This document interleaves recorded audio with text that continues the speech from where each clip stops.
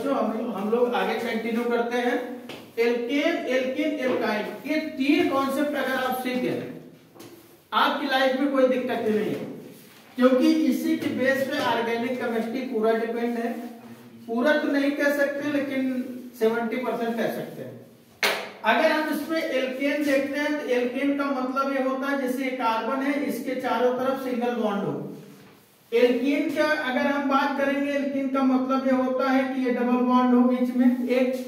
Alkyne का मतलब ये होता है कि जैसे एक कार्बन ट्रिपल बॉन्ड से जुड़ा हो। ये तीनों की प्रॉपर्टी है। अगर हम एल्केन का एग्जांपल देते हैं तो हम क्या करते हैं, लिखते हैं CH3 CH2 CH3। ध्यान से देखिएगा। अब एल्केन का एग्जांपल देते हैं, लिखते हैं CH3 CH double bond CH2।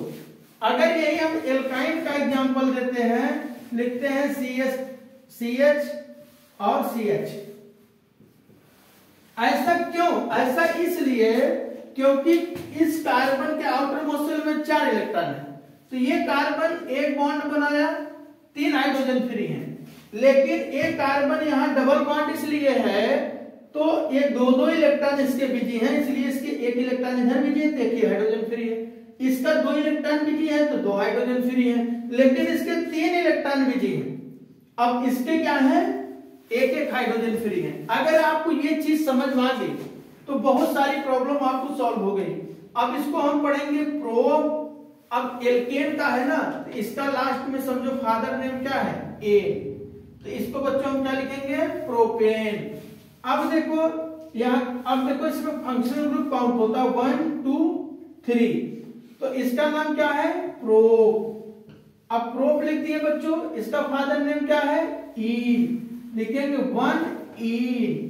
अब देखो बच्चों यहाँ ट्रिपल बॉन्ड है लेकिन इसका फादर नेम क्या है, आइन, तो यहां लिखेंगे मेथ 8, लिखेंगे 8 1 आई, ये हो गया एथाइन। तो इस तरह से इसका हम नेमिंग करते हैं और इसको नेमिंग करने के लिए यही प्रोसेस है। अब इसी में क्या है बच्चों, एक चीज आता है आपका सैचुरेटेड हाइड्रोकार्बन और अनसैचुरेटेड हाइड्रोकार्बन।